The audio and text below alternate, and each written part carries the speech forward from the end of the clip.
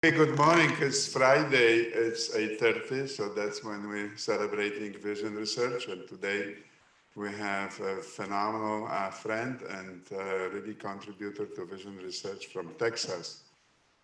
Do you know, guys, where is Texas?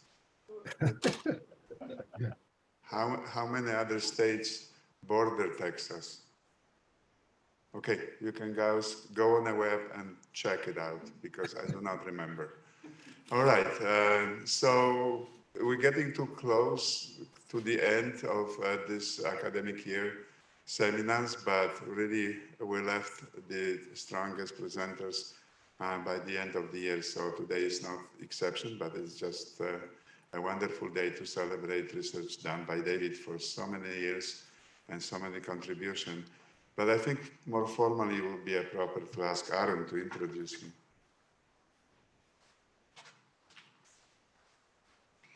Good morning and welcome to our Distinguished Speaker Series. My name is Arimu, a project scientist working with Dr. Polcheski. It's my honor to introduce our guest speaker, Dr. David Birch, a scientific director at the Retina Foundation of the Southwest. Dr. Birch received his Ph.D. at the University of California, Santa Barbara in 1970 and completed his postdoctoral trainings at the University of Florida Medical School in 1979 and at Massachusetts Eye and Ear Harvard Medical School in 1982. He then joined the Retina Foundation of the Southwest as a research director in 1982 to 2009 and served as a director at Rose Silverthorne Laboratory for Retinal Degenerations at the Anderson Vision Research Center Retinal Foundation of the Southwest since 1982. Dr. Birch studied adjunct faculty positions in the Department of Ophthalmology at the University of Texas since 1982. He also served as a center coordinator at the Foundation Fighting Blindness in the Southwest region from 1999 to 2015. He was chief scientific and executive officer at the Retina Foundation of the Southwest from 2009 to 2016. Due to his remarkable achievement, he was given various awards such as the Anne Morrow Lindbergh Merit Award in 1994, the Achievement Award from the Association for Research in Vision and Ophthalmology in 2009, Visionary Award in 2013, and Board of Directors Award in 2014, both from the Foundation Fighting Blindness. Dr. Birch has numerous grants and clinical trials as a principal investigator for various retinal diseases such as age-related macular degenerations and retinitis pigmentosa. He also served as a journal referee and editorial board for peer-reviewed journals. He has been serving as the executive committee from Beckman Institute for Macular Research since 2013 and also from FFB CRI Consortium since 2016. He also published more than 360 articles in prestigious peer-reviewed journals, book chapters, and book reviews. Today, he will be giving a talk titled Toward Treatment for Retinitis Pigmentosa. Without further ado, please welcome Dr. David Birch.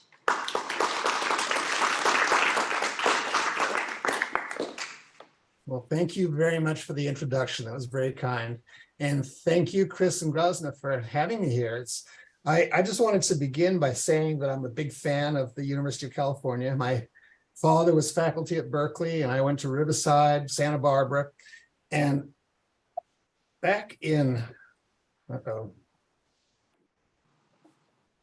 slides are not advancing. There we go. Okay.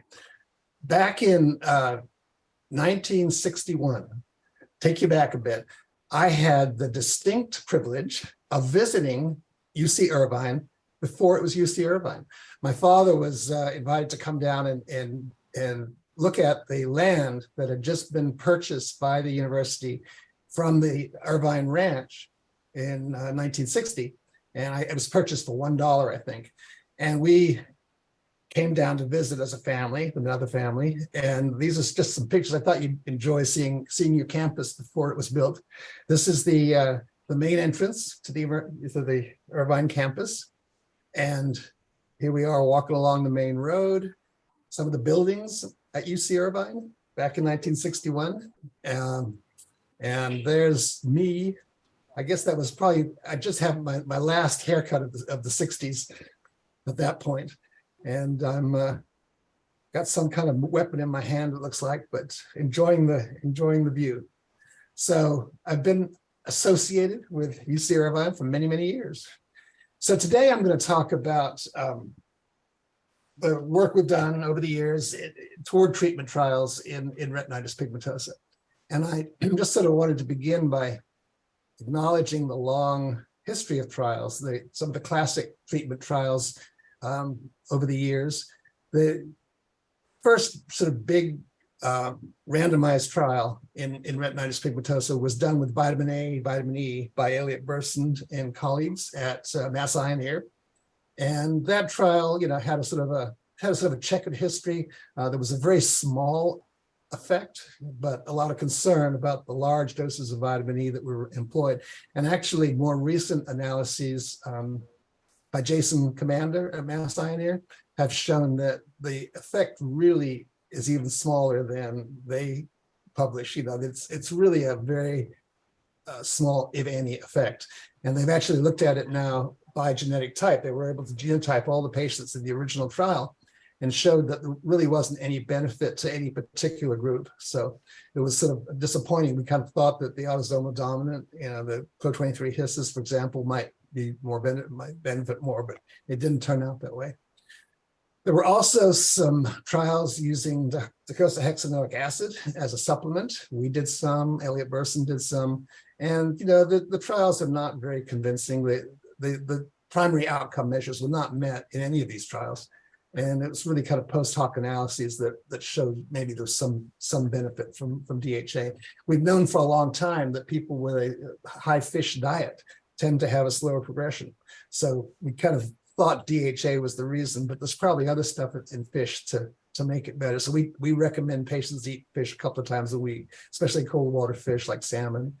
And that seems to give some benefit. We were excited about CNTF, ciliary derived neurotrophic factor, after the work of Matt LaVale and others, showing that it slowed progression in a number of animal models, the Pro23 His rat that he developed, for example. And we had problems with delivery because it's not an easy thing. You can't just put it into the vitreous. So there was sort of a really nice delivery device that was produced to encapsulate retinal pigment epithelial cells that were engineered to put out CNTF. So this little encapsulated device was placed into the vitreous, attached to the sclera, and it secreted the CNTF over years. And we thought this was going to be a big winner. It turned out not to be. The CNTF actually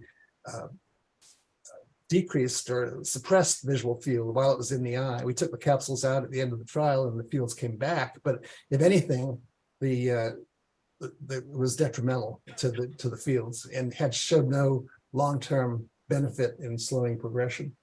So that one didn't work. And then we tried valproic acid in patients with autosomal dominant RP, thinking that it, as a chaperone, molecular chaperone, it might help some of the misfolded protein that was being produced and reduce some of the negative consequences. But that didn't work either. So these trials sort of have in common the fact that they involved large numbers of participants. We had big trials. We knew there were going to be small anticipated treatment effects, if any. And so they were powered with these large sample sizes to try to get a small benefit effect. There was really no product involved in any of these, and it was not a drug that was being suggested. These were all repurposed or things that were on the market already. So there was no product to license. So the FDA wasn't really involved. So we didn't have to worry about outcome measures with the FDA. It was really a question of convincing our colleagues that there was some benefit, and obviously there wasn't. So the other thing is that we sort of knew the side effects. We knew the side effects, and they really, on most of these things, were not of major concern. So we felt comfortable enrolling patients at early stage of disease. So these tended to involve younger patients and patients that had enough function remaining so that we could use the ERG or Goldman kinetic perimetry as outcome measures. So these trials were the sort of beginning of the randomized trials in retinitis pigmentosa. And if you go back and look at clinicaltrials.gov,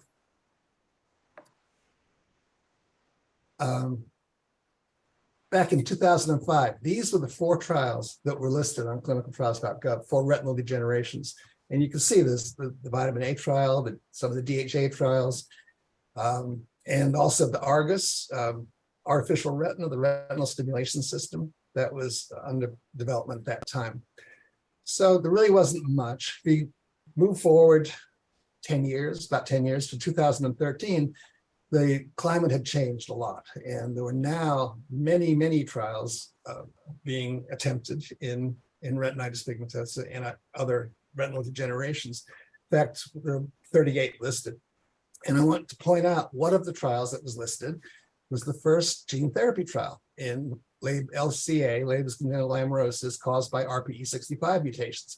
So this is sort of the first time that gene therapy appeared in clinicaltrials.gov. And this trial really changed everything. So Voretigene neparvovec was approved by the FDA in 2017, and it was the first successful gene therapy for retina. It was for patients that had RPE-related LCA. And what it did is it provided a normal copy of this isomerase gene to revive the visual cycle. So the benefit was pretty immediate. Within 3 months, there was an obvious improvement in rod function.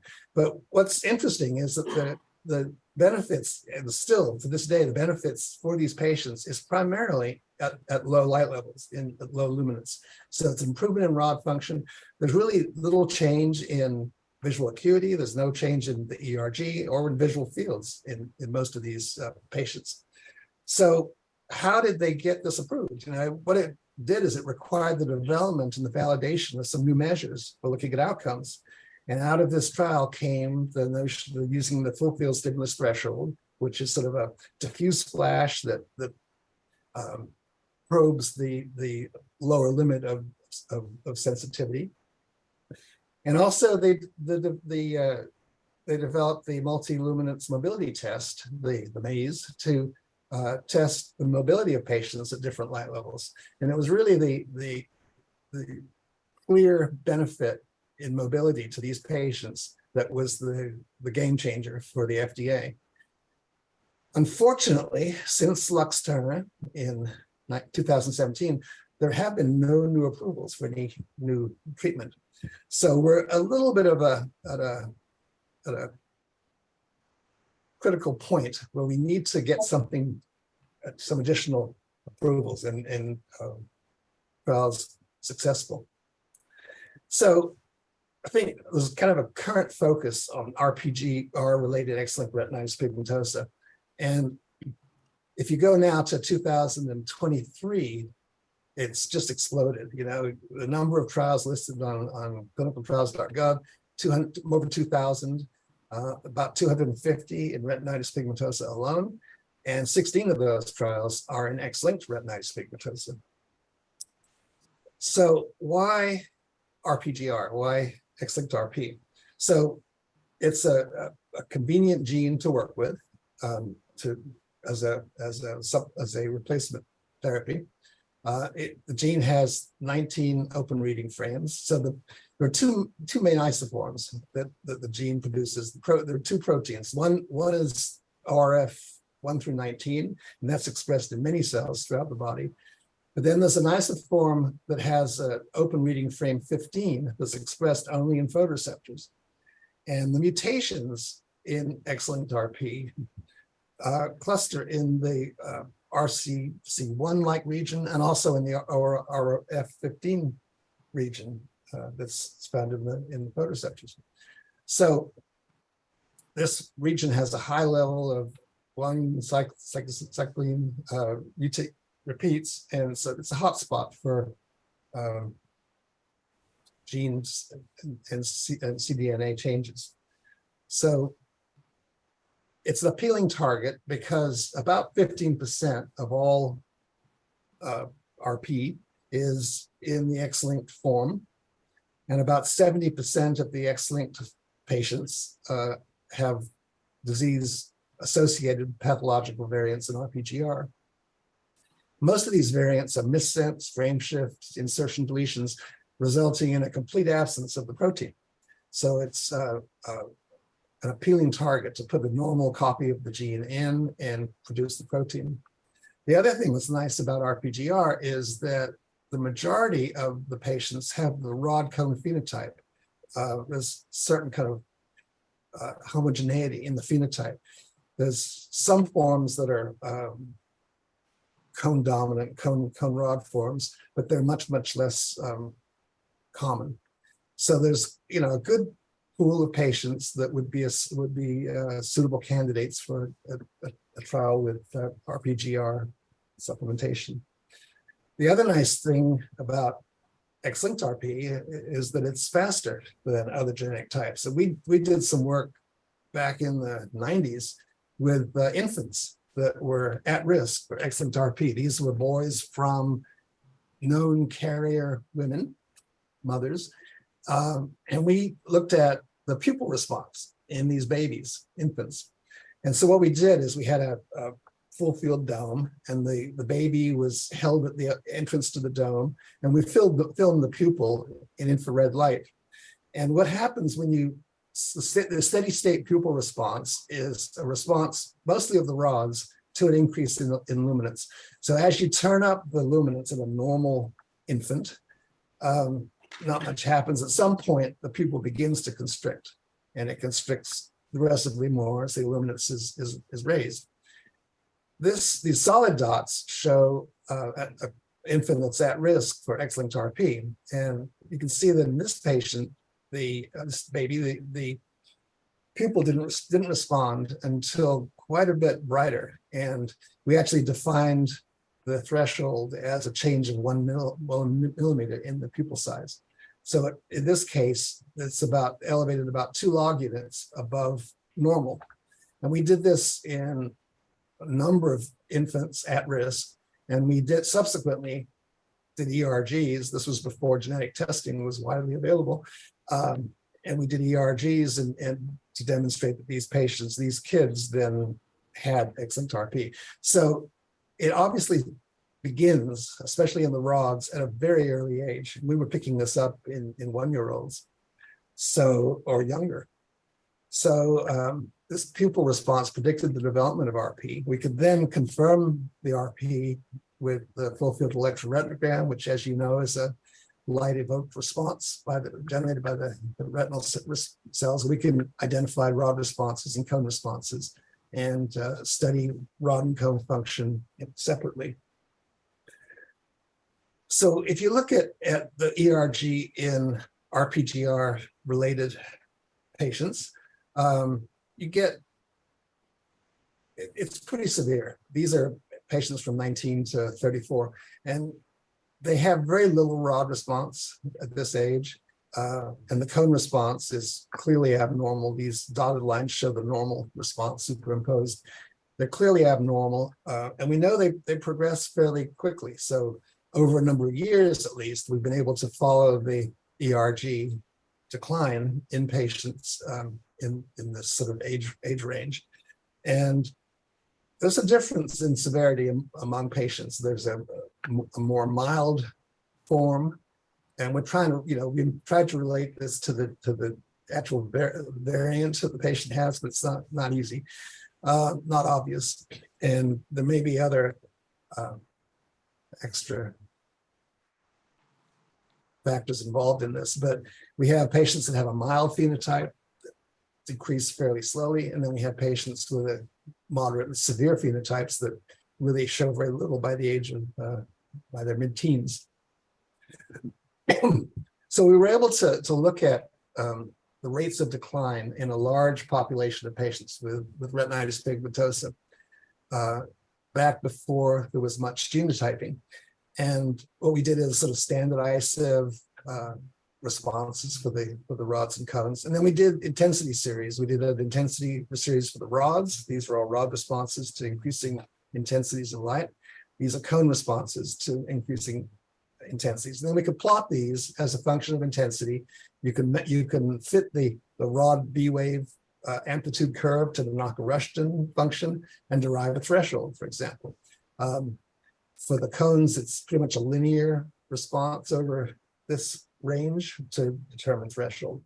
And when we did this in a large group of patients, we found, maybe not surprisingly, that if you look over 4 years, as a 4-year natural history study, that the rod thresholds worsen more rapidly than the cone thresholds overall in retinitis pigmentosa. And if we looked at separate groups, we found that the X-linked form shows a much more progressive rate than other inheritance types. So the dominant tend to be the least progressive, and the recessive is somewhere in between. So we were able to show that you have a pretty good chance of showing change over 4 years. In that study, the annual rates for all patients with RP, the cone amplitude, the rate of change varied dramatically from 4% to 17% per year, but the rod amplitude decline was always faster, so 20 to 30%. And among the different genetic types, inheritance types, the X-linked cone amplitude was the fastest progressor, and the dominant were the slowest. So RP, X-linked RP is a nice target because of its fairly aggressive progression. So as we look now at more current trials, we have a number of problems when we're doing treatment trials. So there's a lot of variability in these functional measures. So we all know that visual fields, ERGs vary from time to time, and there's a lot of variability within patients and between patients. Even in the X-linked form, the rate of progression is slow in terms of months or years. It takes a few years to see an obvious change. So as a consequence of that, all the early trials had these large numbers of participants with long duration required. So the challenge in the 2010 to 15 or so was to find some kind of outcome measure that's capable of detecting progression over a much shorter period of time. Because if we're going to commercialize as a treatment, pharmaceutical companies don't want to wait 4 years for an outcome. So we looked at structural and functional measures, and in particular, what's the relationship between things like the OCT and functional measures like visual field and ERG amplitude.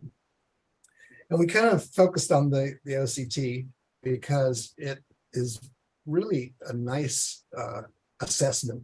In normal eyes, we can clearly, with high resolution OCT, we can easily segregate these different layers, segment them, and identify the different layers of the inner retina and the outer retina. In particular, we have this region where the ISOS junction occurs, and that can be easily segmented. And then we have the apical portion of the RPE.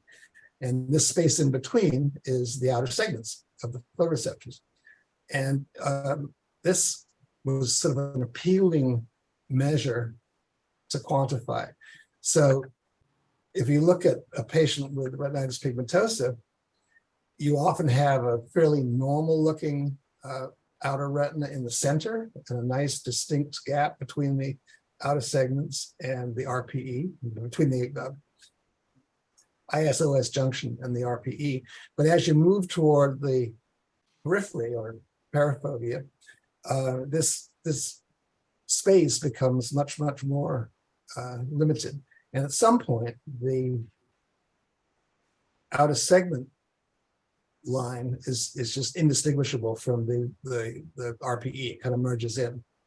And we spent a lot of time, Don Hood and I did a lot of this work focusing on the transition zone in the region between relatively healthy retina and severely affected regions. And so, you know, where the EZ or this ISOS junction, not called the EZ, merges with the RPE, the outer segment length is 0. So we can actually measure the width of this region, which contains the ellipsoid zone. So it was kind of an appealing measure, and we wanted to see what the variability was and whether we could detect change over much shorter time intervals. And first thing, we had to sort of convince ourselves that this was really related to something in functional vision. So we had this measurement of EZ width or ISE width that we could quantify fairly precisely on the OCT. And first thing we did is sort of look at the relationship to the visual field. And in normals, the ellipsoid zone covers the entire central retina. These are 30°. In patients with good fields, they have fairly large ellipsoid zones, and that there's a clear relationship between the ellipsoid zone width and the width of the visual fields. And as the visual field becomes more constricted, the ellipsoid zone constricts to the point where it's no longer apparent. So it looks like it's related to something meaningful in vision. And so we then wanted to know how reliable it was as a measurement. So we did some test-retest measurements in patients with RP. And it's very precise. You know, the range of test-retest differences in EZ width ranges from less than half a degree on either side of 0. So this is a Bland-Altman plot showing the difference in the repeat measurements versus the average of the repeat measurements. And it's a very small standard deviation. It means that the minimal detectable change in a patient is about a little less than half a degree, or 124 microns. So if it changes more than that, it's beyond the repeat variability. So then we wanted to see how much it changed to patients. And we did a prospective study in patients with X-linked retinitis pigmentosa. We determined afterwards that all but one had an RPGR mutation. So we had 44 patients that were tested on 3 consecutive visits, and these all had measurable cone amplitudes, and they were, relatively young, mostly teenagers, and a lot of them some of them were participating in these DHA trials that we were doing, and we gave them annual exams, full field ERGs, perimetry, other things. And what we found is that we could detect changes in the OCT over a year, and over 2 years, it was really obvious. So if this is three different measurements in a patient over 2 years, and you can actually see the movement of the EZ edge inwards as the patient progresses. So we were able to quantify this in 40 out of the 44 patients, and we had one patient where the EZ was beyond the central scan, couldn't be really measured, and 3 had no detectable EZs. But among those that had an EZ, the average decrease over 2 years was 1.7 degrees. So that's an annual decline of 246 microns per year, which is much greater than the repeat variability. And that translates into a 7% mean annual rate of change, which is sort of comparable to what people find in fields and other measurements. But it's much more precise. And that's kind of the key to this whole thing. So we actually went to the FDA, had some meetings talking about this as an outcome measure. And they were, pretty enthusiastic, but what they wanted was area and not width. And area is a problem. Oh, I just wanted to say, we've also looked at patients over longer periods of time, and that average rate of change tends to hold up. So this is a patient who we had measurements over 11 years, and over the 11 years, the average change was about 7.7%. So it's a big change in the EZ width. So we went to the FDA, sort of see if we can get some encouragement for using this as an outcome measure. And they said they liked it, but they didn't want just one linear dimension. They wanted it something that was so more field-like. They wanted the area. And the area is a problem. It's, you can see it, you can actually, there are tricks that you can use on the top column in the Heidelberg to sort of create a slab. You create an image slab where you sort of set the upper and lower limits of the slab, and you can see how much there is within that slab, and that shows up as sort of a circular region in the center of the scan. And in nice volume scans, you can see this, and you can do a pretty good job of quantifying it, but it's not really precise. It's kind of you can sort of fiddle with these slabs and get slightly different sizes, and it's a little bit subjective. And so what was really needed is to derive the EZ from each of the scans in a volume scan. And there are typically 120, 180 scans in a volume scan. And to do this, what reading centers have to do now to get the area of the volume scan is to manually go through each scan and mark the ends of the EZ line in each scan, and then put these all together into sort of a circular image that they can measure the area of. So it's very tedious. It takes more than half a day per volume scan. So you can imagine how intimidating that is.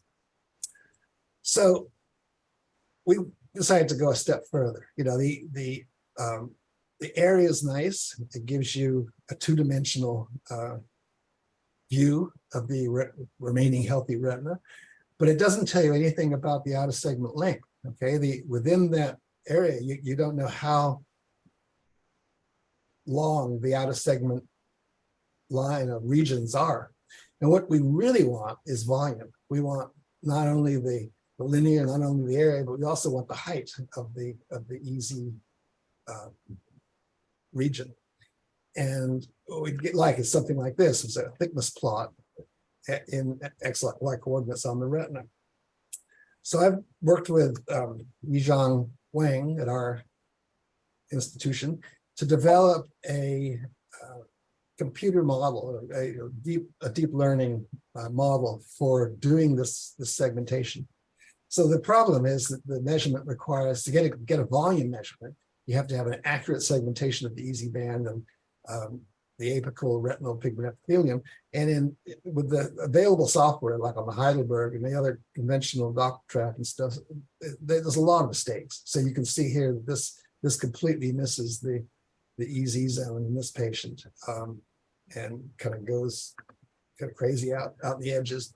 So with any kind of conventional automated OCT segmentation, they incorrectly identify the EZ transition zone, and this you have to have manual correction. So you have to go in segment after segment, each B scan after B scan throughout the volume to manually correct all these images. And that's just incredibly tedious.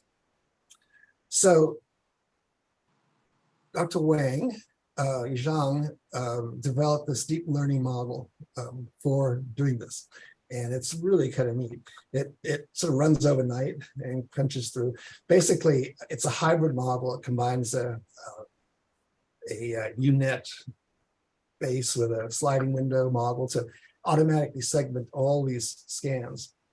And then it extracts the EZ and apical RPE boundaries and interpolates to obtain this 3D, these 3D OS metrics. So we can look at the area, the volume, thickness of the OS, and the total OS volume. So it's really nice. And in practice, the way it works is that you train the model with many scans from patients. So we used 480 midline scans, and these actually can be chopped into separate segments. So actually thousands of examples of the EZ that the model is trained with. And then we trained it on patients with RP and 20 participants with normal vision. And then we used the model. Once it was trained, we then ran it with the patients with RPGR associated X-linked RP.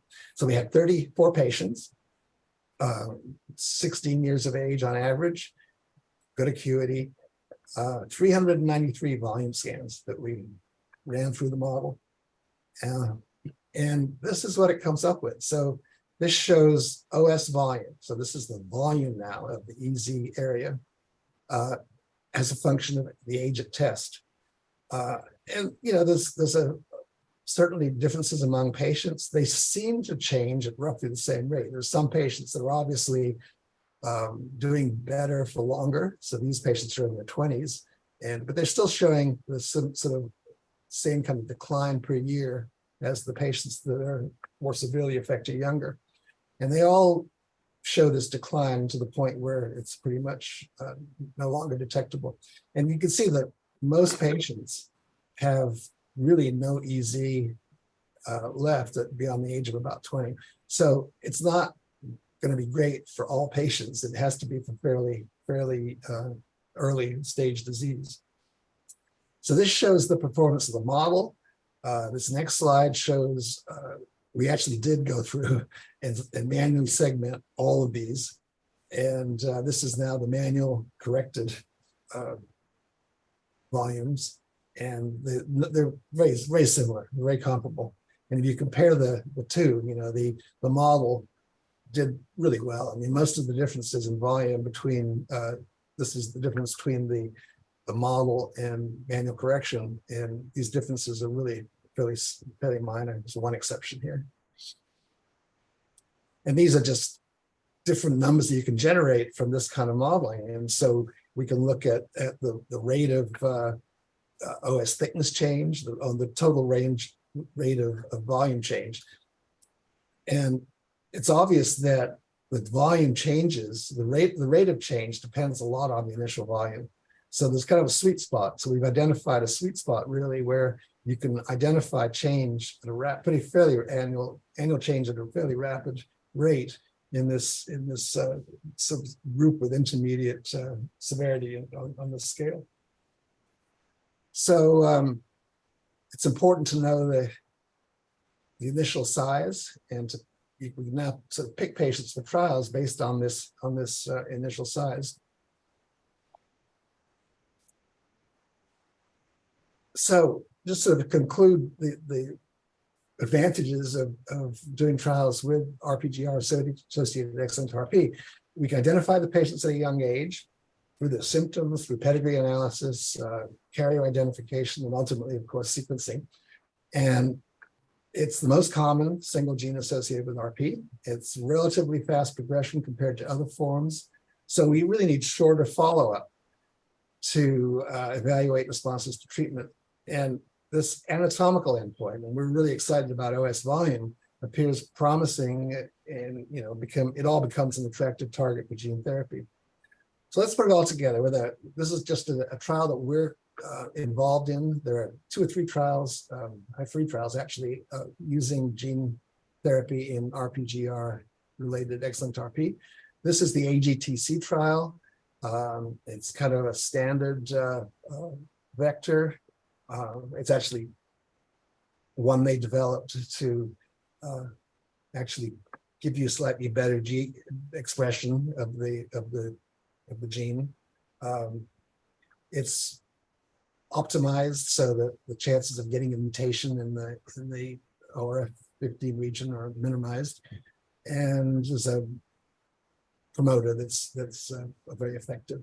So the initial trials, this was begun probably 6-7 years ago, and we had some false starts. We actually began treating in the periphery.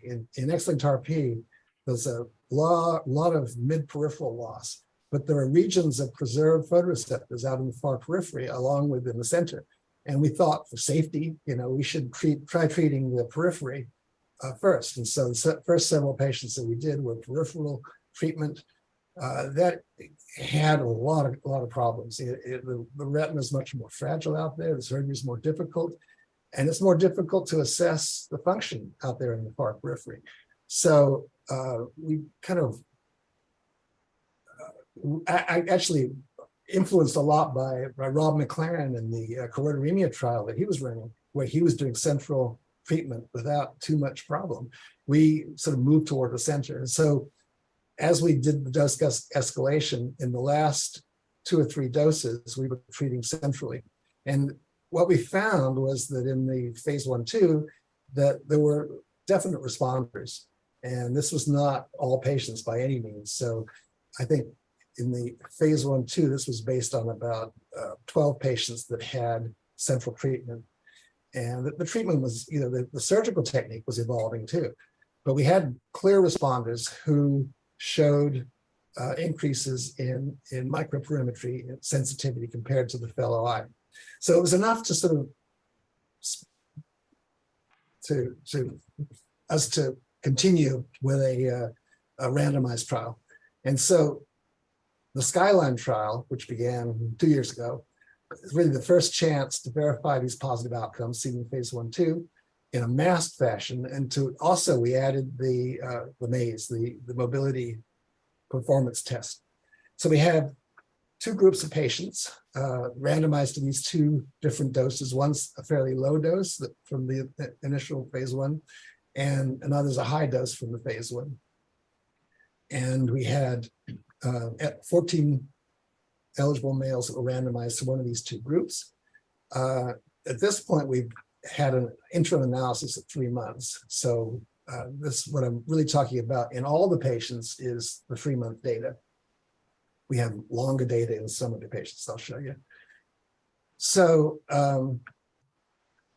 again, these are all males, 18 to 36, all had RPGR deficiency confirmed.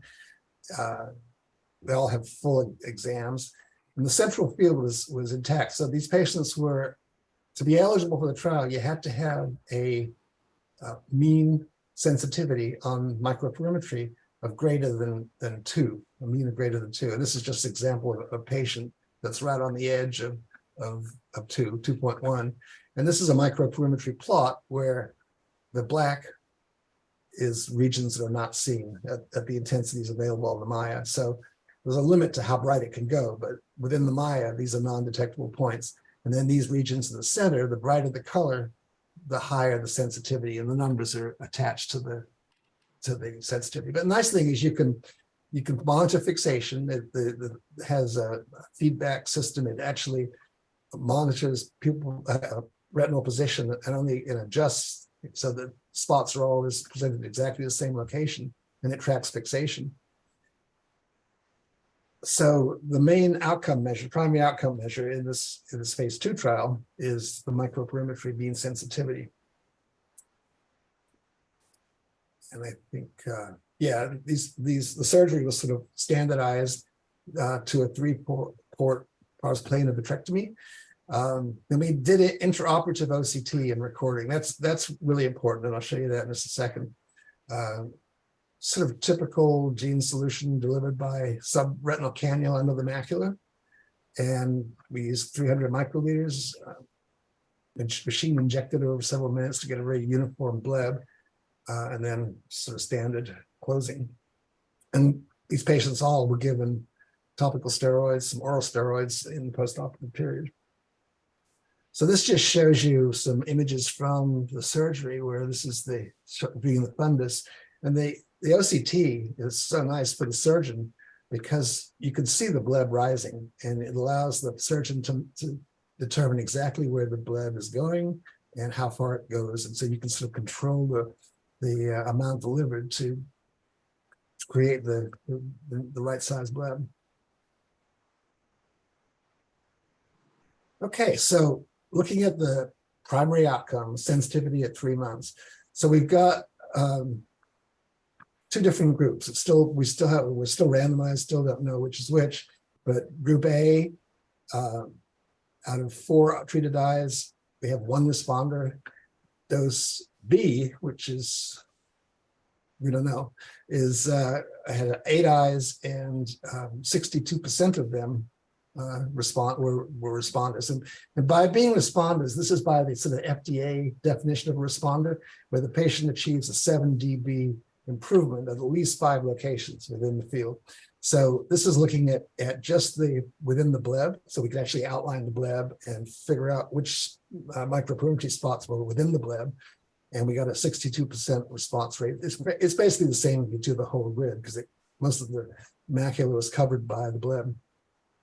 None of the eyes, none of the untreated controls eyes showed an improvement by this definition. So there's a clear dose relationship. We don't know which dose, but both of them are better than the untreated eye. This shows all patients now, shows the mean sensitivity within the central 36 loci. This is dose B, and this is dose A. Dose A doesn't have much of an effect, basically, in mean sensitivity, but the contralateral eyes all showed no benefit.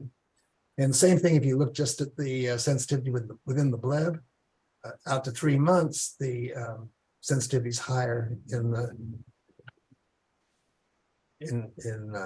with dose B. And there were really no serious ocular AEs that related to the study agent. There were some surgical issues, obviously, but nothing really related to the study, to the product. There was some information. We had some vitritis, especially in the dose B, and some reports of eye pain, but nothing that couldn't be dealt with. And this kind of just shows a case study, an example of a patient with improved sensitivity at 3 months. So here's the baseline in the treated eye. And at 3 months, it's much brighter. You can see these points are all much higher in sensitivity. And the extent of the benefit is obvious too. It's extending. There are regions now responding that were not responding at baseline. The untreated eye really shows not much difference. This is kind of another way of looking at it in terms of the change from baseline to 3 months. And this just shows the number of points with different increases in sensitivity. So this is an increase of 1 from baseline, increase of 5. This is an increase of 7. So you've got at least 12 points that are 13 points that show a 7 decibel increase from baseline. So it looks really promising. And then in the control eye, really nothing changing. This shows all the patients. So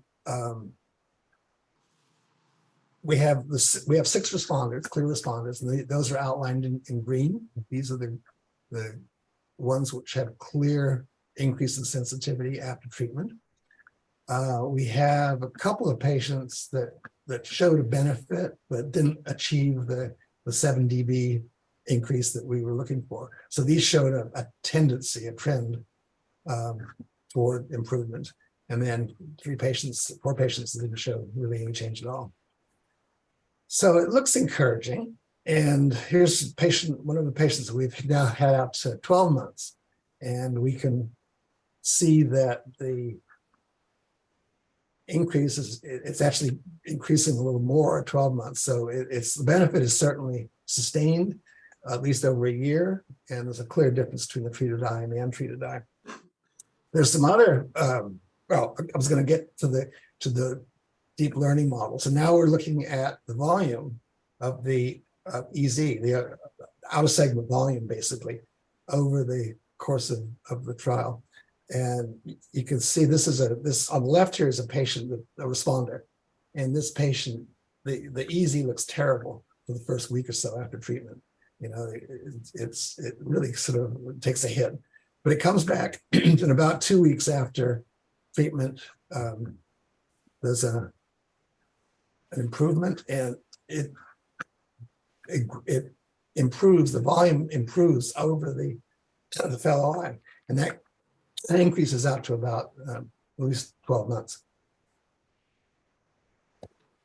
On the right is a patient, a non-responder, and here there's really nothing convincing in terms of the OS volume. So this patient showed a nice change in the microperimetry. There's a corresponding change in the structure, the OS volume. There were some other findings. The patient had an increase in acuity, actually, of 9 letters at 12 months.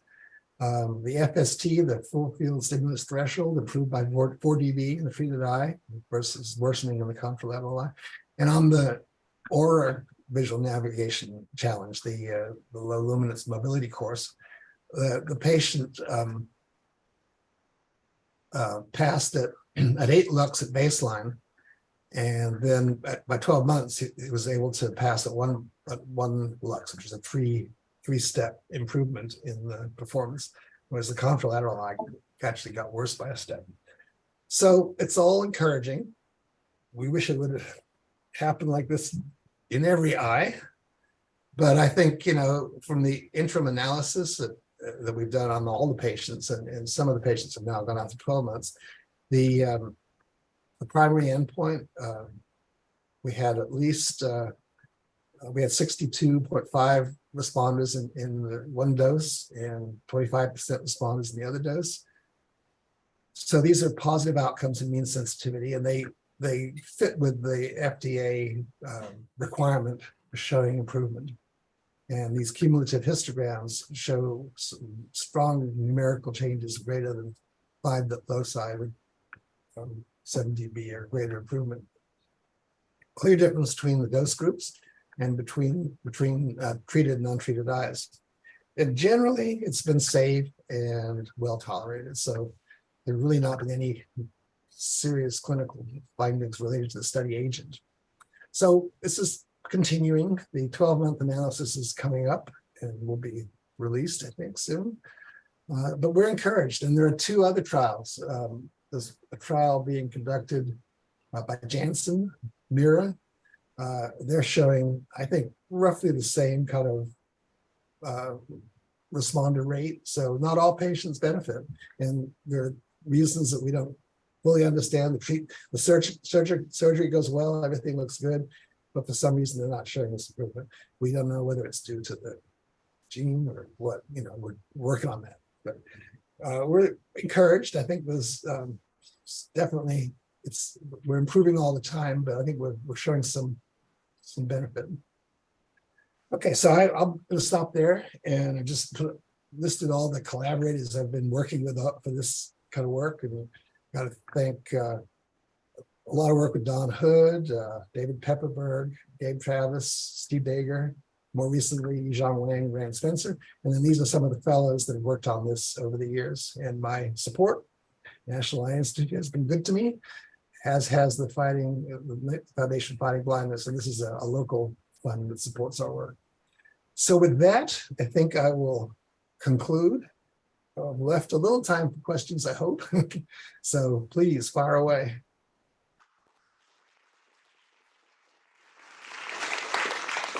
Let me ask the first question. Are all of this data that you presented are done at your institution, or is it multi-center and you're collecting and analyzing that? Can you comment on that? Yeah, so up until the AGTC trial, which is multi-center, the other data was all collected at our institution. So yeah, there were single center trials, single site trials until recently. And I think, you know, in the age of gene therapy, we're seeing more and more multi-center trials because it's just not possible to recruit the numbers of patients that we need at any one center. So it has to be done at multiple sites. So do they fly to your institution, or those are really local patients? It's a combination. We've recruited a number of X-linked RP families over the years, and a lot of those have been in previous trials, like the DHA trial. And you know, they've sort of grown up with us and now getting the gene therapy. But we have other patients that contact clinicaltrials.gov or contact the sponsor, and they can be anywhere in the country, and they're usually assigned to the closest center. So we take, the whole Southwest, Colorado, Arkansas, Louisiana, pretty big region. And then we've had a couple of patients that have flown in from Canada, for example. So yeah. All right, we have one question from the Zoom, and this is from Igor Rottenstein. Igor, are you there? Yes, I am. I just wondered, this was the S-Maya, right? And I believe it was more than 10-2. It looks like the area of the visual field was higher than 10-2. Yeah, it's the Maya. It's a customized grid that we're using to cover out to 30 degrees. So yeah, the 10-2 is a smaller grid. We're using a bigger grid to cover the entire macula. So it corresponds to the Humphrey 30-2 in size. All right, let's move to Zach. Hi, Dr. Birch. Thank you so much for that really interesting talk. So this might be a little far-fetched, but with the disappearance of the outer segment region in RP patients, could you potentially leverage like the disappearance of opsin proteins loaded with 11-cis retinal to kind of like optically or spectrophotometrically detect thinning in the outer segment regions? Obviously, you want to use established, Yeah, no, that's a great question. Yeah, I'd have to think about it, but yeah, it would be nice to have something that was sensitive to the remaining function. That clearly after the EZ disappears, these patients aren't blind. They still, their sensitivity is greatly reduced, but often they can have pretty good acuity, for example. And they're doing that without any obvious outer segments. So it's got to be rhodopsin within the inner segments, or there's got to be something remaining to generate the signal. And I imagine it could be detectable by other techniques. Thank you. Yeah. Thank you for a good presentation. I was just wondering, at the very end, you were noting that it's unclear why there were responders or non-responders to therapeutic.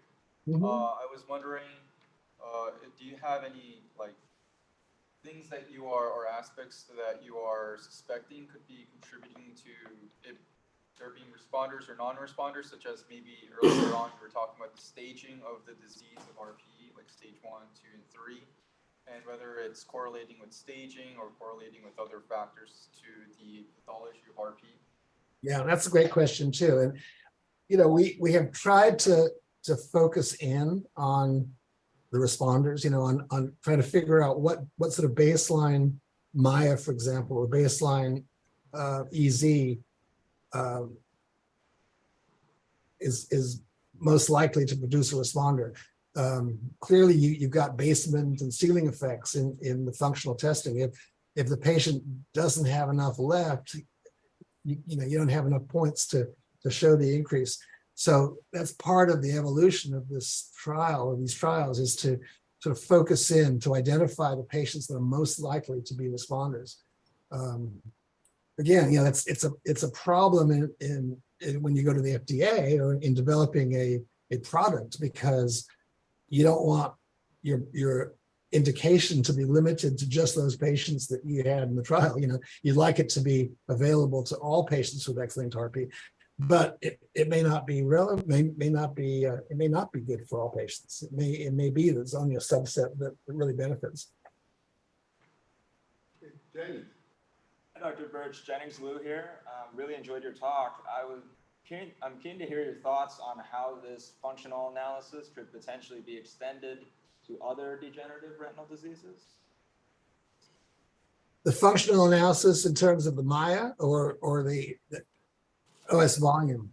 Either, but for diseases such as AMD, for instance. Sure. Well, AMD, has its own set of issues. the FDA has already approved the area of the atrophy as an endpoint.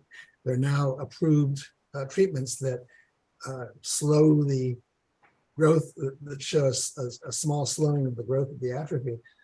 I think, ideally, we'd use the same kind of segmentation of the OCT to look at the retina in AMD. But I think the growth of atrophy is kind of a more convenient marker at this point. And that's the one that people have been going with. But I think, there's a lot of concern in the AMD world that the slowing of the growth of atrophy, given that the atrophy is often away from the fovea, the patients aren't aware of a benefit. So it's going to be an interesting situation when this becomes widely available in the clinic, because it's not like anti-VEGF treatments where the patient immediately sees the benefit, and comes back every 6 weeks or so for another shot. In this case, they have to get repeated shots for something that they are not really aware of happening. So they have to be sort of convinced that it will in long term show a benefit. And I think there's a lot of interest right now in refining some of the functional, maybe the microperimetry type techniques to show a benefit from these treatments in dry AMD. Dr. Brown. Thank you very much, Dr. Birch. That's a really enjoyable talk. My first question is in relation to the area that was treated with the subretinal bleb. And you showed on the microperimetry that there was an increased sensitivity, primarily in the superior part of the macula, where I presume the bleb was always made in the superior part of the macula. Can you comment on the anatomical features changing, well, if there were any changes in anatomical features that co-localized with those changes in sensitivity? So that, registering the OCT to the microperimetry. Yeah. So yeah, we're at this point, we're just showing that the volume of the EZ is increasing along with the sensitivity. You're right, we can refine this, so we can actually do a point-by-point analysis. We haven't done it yet, but it would be nice to see if, how much change in the OS volume occurred in a region which changes sensitivity by 7 dB or something. It's sort of hard to imagine these outer segments growing longer, but presumably they do. And if I could just ask another question as well, as far as sensitivity in the area where the bleb was formed, feels quite convincing that it's related to the therapy.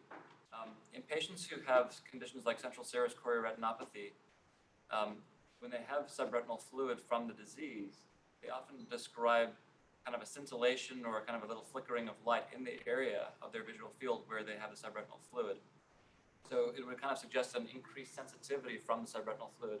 Similarly, some of the objective field analysis, this is the pupillography-based visual field that's kind of emerging from Australia, where they study people with advanced dry macular degeneration with central geographic atrophy.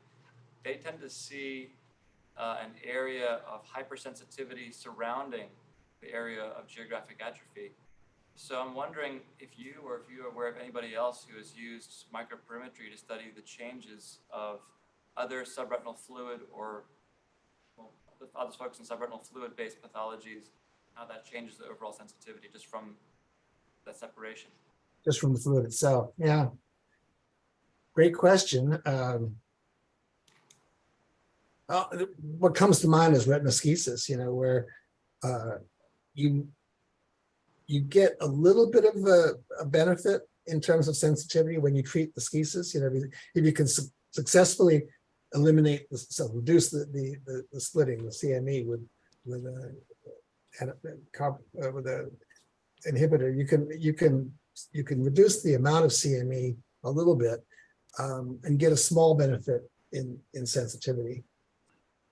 But it's amazing to me that patients with retinoschisis see as well as they do. When you look at the extent of the separation between the layers, the amount of cystic space in there, often they can be 20/20 or 20/30. And it's clearly not totally debilitating to have the fluid in the retina. worthwhile probably to look at some of these central serous patients and see Yeah. if these do change. Thank you for Absolutely. your talk. Yeah. All right, Dr. Pacheska. Thank you very much for sharing with us the results of this exciting work and showing the improvement in the functional testing. My questions, besides what Andrea already has asked, was do you see the inflammation? I mean, you mentioned that you use the steroids Yes. after the surgery. So do you see the inflammation often in patients, or that's very well controlled right now? So the field has sort of moved toward prophylactic treatment with steroids. So we put them on a regime that begins about 3 days prior to surgery and extends for about 3 weeks when they taper off. And that eliminates or greatly reduces the inflammation. So in early trials with the retinoschisis trial from back and some of the choroideremia trials, they began without the prophylactic treatment, and they were getting a lot of inflammation, and then you had to sort of fight it. You know, you have to sort of bring them in constantly, tied to the dosing of the steroids and stuff, and so you're sort of constantly battling the inflammation. We just sort of decided as a field to try to minimize the inflammation right from the get-go, and so put people on prophylactic. Sometimes after they come off, they will show some sort of rebound inflammation. There's always a little bit of some patient will have a little bit of inflammation. It's much less in these subretinal treatments than it is in the intravitreal. The intravitreal is so appealing as a surgery. It's much easier to put it into the vitreous, and it spreads much further. You can presumably treat the whole retina with that, but the inflammation is terrible. Very aggressive. All right, we had a wonderful conversation. Thank you very much, David. And I will now have a final question from Dr. Wu.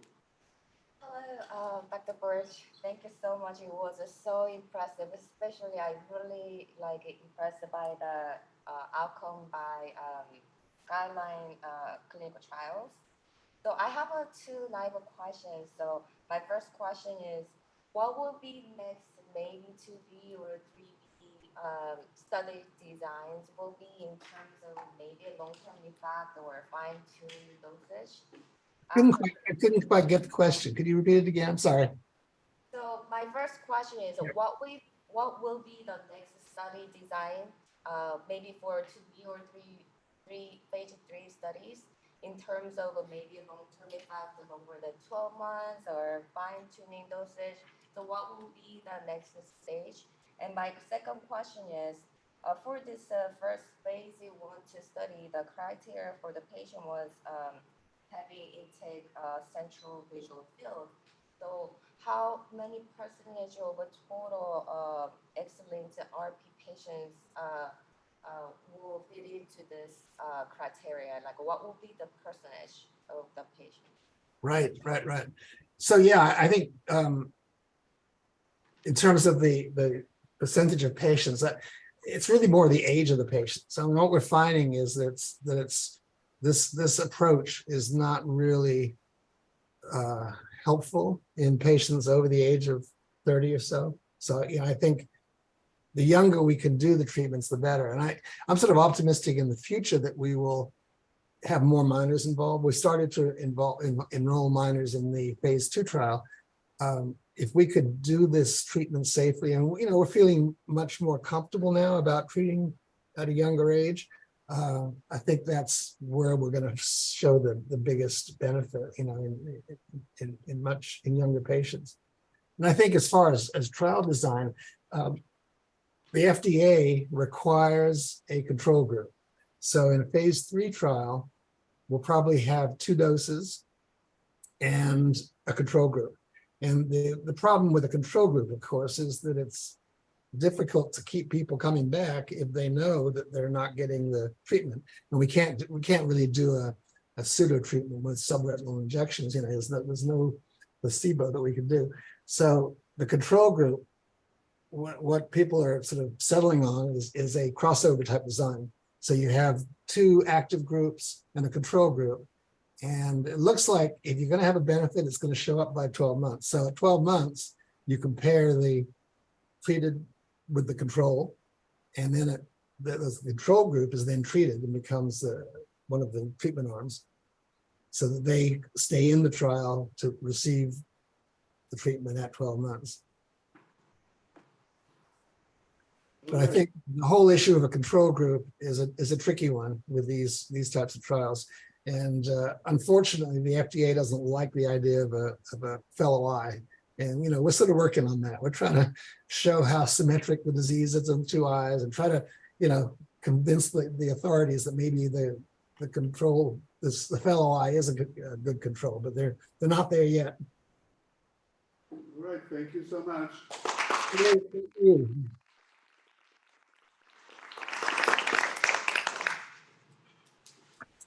Have a great weekend. Those pictures are beautiful from the beginning of UCI. Thank you for sharing.